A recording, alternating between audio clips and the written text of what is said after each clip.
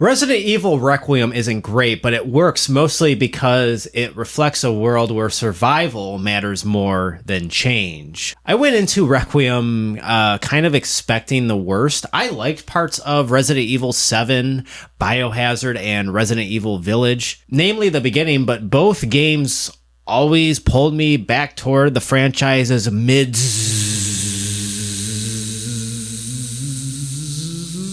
awkward middle period, more action, less of the classic survival horror I grew up with. And structurally, Requiem still follows that modern formula, but conceptually, this is the closest the series has felt to classic Resident Evil in years. Part of that comes down to how you choose to play it. There are two ways I play Resident Evil. The intended way and what I will call hoarder's horror. This is a me problem for sure, but I've been playing these games for years at this point, 3 decades. And I am a man, which means I like to perform competence, even if that competence is for my own personal satisfaction and no one else's. I want to feel like I've mastered it. So I conserve everything. I avoid using powerful weapons. I treat resources like they're sacred. When I fired Requiem up, I played Grace like I always do. I hoarded everything. I used and abused the stealth kill system that guarantees a zombie will be dead and won't regenerate like in the Resident Evil 1 remake. I refuse to fire a single shot out of the Requiem Magnum, which the game is named after. Heaven forbid I go crazy in a game that dares me to go crazy. By the time I finished Grace's opening section in the care center, I was in pretty good shape. I had plenty of handgun ammo and a handful of heals. And then the game does something interesting. It gives us the Alpha Chad. It gives us the hot dad I didn't know I needed growing up, but I definitely wanted. Oh, I yearned for him. I wanted to be him. Leon Scott Kennedy. As Leon, the game feels different. Enemies go down in a couple shots. It's less intense than Grace, but more importantly, Requiem quietly brings back something from Resident Evil 2, the Zap system. So I played the way the series had trained me to. I unlocked every warped armoire with Leon's hatchet and left those sources behind for Grace. I was role-playing in a Resident Evil game. Leon became the provider for Grace, not only clearing the space, but providing an abundance of resources that guaranteed that she would come out of all of this alive. And then I returned to Grace, and the tension was gone. The tension was gone not because I survived, but because I had already solved the space as Leon. The care center wasn't dangerous anymore. It was isolated and empty. I killed every zombie and sub-boss as Leon. I steamrolled it. And that feeling felt complicated. I don't want to say wrong, like the game betrayed me, because what does that even mean? It reminded me of playing the games in the late 90s when I was a teenager, wandering mostly lost through a space that used to be dangerous but isn't anymore. It always unnerved me when the zombies you unalived in the old games would just disappear when you went back to the room.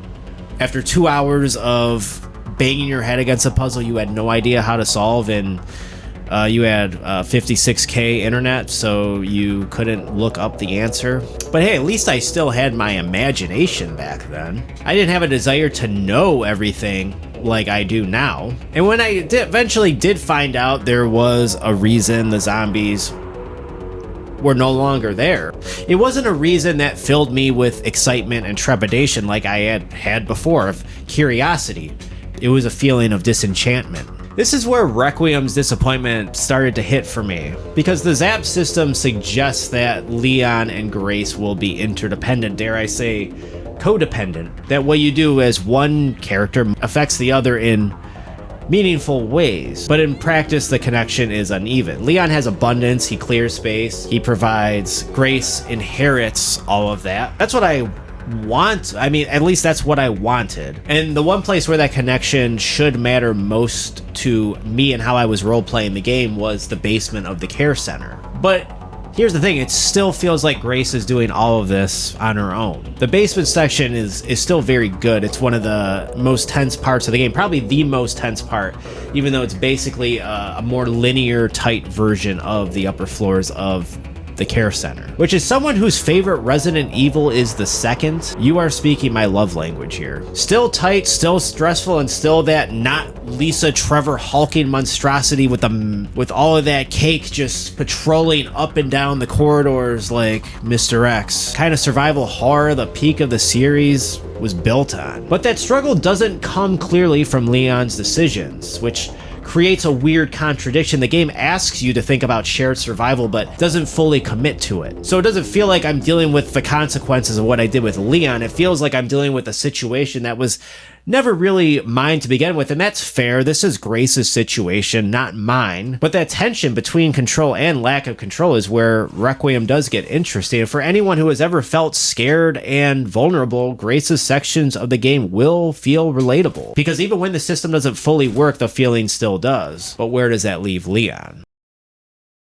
So Leon makes his triumphant return in Resident Evil Requiem, effectively completing an unofficial trilogy that began with Resident Evil 2 and peaked with Resident Evil 4. But Requiem doesn't try to reconcile those two games. Saying that Leon's sections feel like Resident Evil 4 is a little disingenuous. They feel like Resident Evil 4 filtered through the franchise's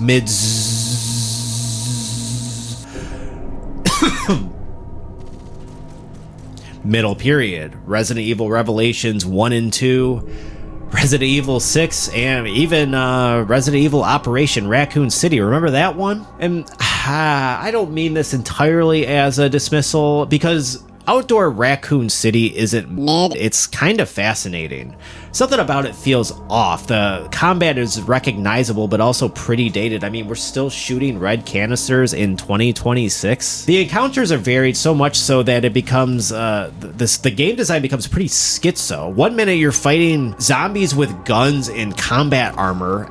The next you're scaling a building and building it on a glass rooftop, shooting out the floor from underneath zombies, shooting the floor out from under them. What you get is it just Leon returning to Raccoon City. You get something stranger, a playable memory of the franchise itself. Resident Evil 2 felt tight and oppressive. Requiem feels open, combat heavy, and drained of life. The end of the world had already happened in Raccoon City in 1998, but it still felt alive. What does it feel like when everyone and everything has been dead for 30 years? It doesn't feel like, look how far we've come. It feels like, look what this has turned into. The systems reinforce that feeling. As Grace, you're saving at typewriters and managing scarcity. And as Leon, you're saving at laptops, upgrading weapons, and selling gear through a black market interface that feels closer to a menu than a world. And then there's the return to RPD, the Raccoon City Police Department. Like Metal Gear Solid 4 Guns of the Patriots, sending Solid Snake back to Shadow Moses, Requiem sends Leon S. Kennedy back to where it all began for him. It's framed as a prestige moment, a treat for longtime fans. Aw, thank you so much. Thank you so much for your years of service, for your loyalty, that this still matters to you, and we are so happy for you. And yeah, it worked. It was no accident Capcom decided to save this tease a month out from the game's release. But it feels empty, like walking through a museum exhibit of something that used to be alive, infested with undead zombies, no doubt, but there was still hope back then. Still youth, still vibrancy. There are two ways to read this. The first is simple. Capcom is playing the hits. A 30-year-old franchise doing what all successful, long-running franchises do. Leaning on nostalgia and recycling familiar systems, all while executing moments designed to stick with fans. All the horror, the action, the legacy, the spectacle. Because Resident Evil has always tried to have it. Always. But there's another reading that's harder to ignore. Requiem feels like a series confronting its own repetition. Leon doesn't return to the franchise so much as he loops back around. I feel bad for him. He has no escape from the torment of a life that has always been defined by his competence. In RE2, he's a rookie overwhelmed by chaos, but ultimately saves his cool and saves the day. In RE4, he's the alpha Chad. In Requiem, he's a character trapped inside his own legacy of endless wins, his own ability not just to survive, but to thrive in all of this, to do it in style. Is it any wonder that the first failed attempt at an RE4 turned into Devil May Cry? He performs guilt over things the series itself has retroactively inserted, like failures that don't even exist in the original game. They were only added to the remake. So there's no growth here, no resolution, just continuation. What we get is something Resident Evil has always thrived at, which is kind of depressing, and it comes to full fruition with this latest game. Fatigue disguised as spectacle. Yeah, Resident Evil has always struggled in its middle sections, even the best ones. They open strong. You got the mansion in RE1. You got the RPD in RE2. You got the village in 4. You got the Baker estate in 7. But the middle, that's where things usually lose momentum. And in Requiem, the feeling, the middle section isn't bad. But it lingers. It feels like playing a memory that doesn't belong to you anymore. Right now, for Requiem, the reaction is recognition. Leon's back. But over time, that might not be what sticks. What might stick is this tonal mismatch and the over-reliance on legacy. This weird emptiness around everything that isn't grace. Because the most unnerving thing isn't the monsters. It's the friends we made along the way. No, I'm kidding. It's how familiar everything kind of feels, and how little that familiarity does keep selling more copies. Resident Evil is a franchise that has always tried to have it both ways. It has always been a deeply corporate product that paradoxically functions as working class horror. Because its central fantasy is surviving institutional indifference, not just monsters. RE has never pretended to be elevated horror, and that's what I appreciate about it. It's material horror. The best in the series has always been about scarcity and inventory management. And Resident Evil has made it clear that the working class fantasy is no longer about defeating evil, but surviving decisions made by people who will never have to answer for them. You could make the argument that we have become so oppressed now that we live in our heads about how to survive these situations, but this is key. The fans of the series aren't delusional. To say we are coping is unfair. What I think is closer to going on is that the fantasy has shifted from changing the system to having no choice but to endure it. Bioweapons have always been core to the series' focus on institutional indifference, a stiff reminder that a better world is no longer possible, so the only thing that remains is survival. Nukes signal immediate annihilation. Bioweapons signal slow, systemic collapse caused by forces no one can control.